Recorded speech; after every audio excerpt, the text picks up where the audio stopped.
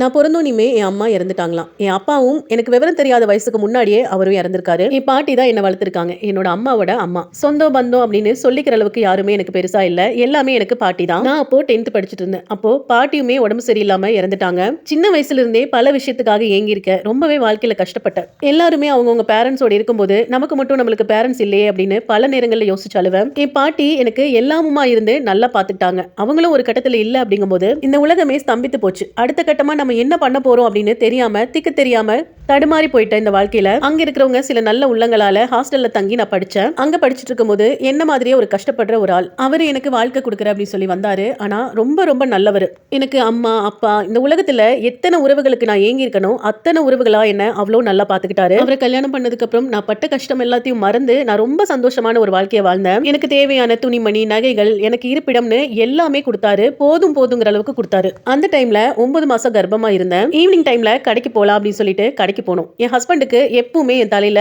தலை நிறைய பூ இருக்கணும், வளையல் போடாம இருக்க கூடாது, நல்ல நெத்தி நிறைய பொட்டு வச்சிருக்கணும். இதுல ஒண்ணு குறைஞ்சாலும் என் மேல செல்லமா கோவப்படுவாரு. உடனே அதை வாங்கிட்டு வந்து கொடுத்துருவாரு. அப்படிதான் அன்னைக்கும் வெளியில போறப்போ ரோடு கிராஸ் பண்ணி பூ வாங்க போனவர் தான் பார்க்காம ரோடு கிராஸ் பண்ணிருக்காரு. அந்த சைடு ஸ்பீடா வந்த லாரி அடிச்சு உடனே ஸ்பாட் அவுட்ல இறந்துட்டாரு.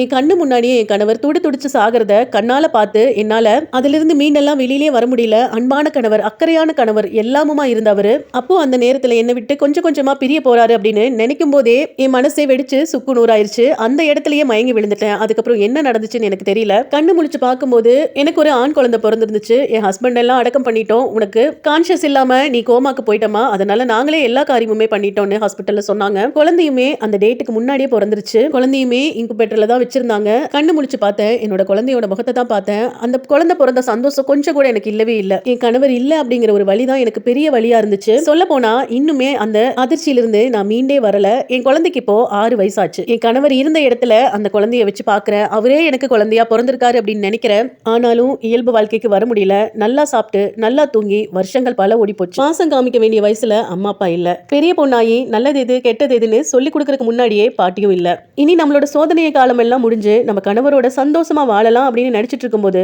கணவரும் இல்ல. எல்லாத்தையும் இழந்து அனாதையா நிக்கிற இப்போ என் கையில ஒரு ஆண் குழந்தை இருக்கு. ஆனாலும் என்னால முழுமையா சந்தோஷப்பட முடியல. இந்த உறவு என்னை விட்டு போயிருமோ அப்படின்னு ரொம்பவே பயத்துல தான் ஒரு நாளையும் நான் கடந்துட்டு இருக்கேன். இந்த மாதிரி ஒரு நிலைமையும் கஷ்டமும் எந்த பெண்ணுக்கும் வரவே கூடாது அப்படின்னு அடிக்கடி நான் யோசிப்பேன். என்ன மாதிரி ஒரு வாழ்க்கையும் தலையெழுத்தும் யாருக்குமே அமையக்கூடாது. கொஞ்சம் கூட மருந்துக்கு கூட சந்தோஷம் இல்லாத இந்த வாழ்க்கை பல நேரங்கள்ல எதுக்கு இந்த வாழ்க்கைன்னு தோணும். அந்த குழந்தை அப்படிங்கிற ஒரு விஷயத்துக்காக என் உயிரை இறுக்கி பிடிச்சி வாழ்ந்துட்டு இருக்கேன். இது Facebookல ஒரு சிஸ்டர் நமக்கு சென்ட் பண்ணி விட்டு ஷேர் பண்ண சொன்ன ஸ்டோரி. அவங்களுக்கு நீங்க என்ன சொல்ல விரும்புறீங்களோ அதை கமெண்ட்ஸா கன்வே பண்ணுங்க.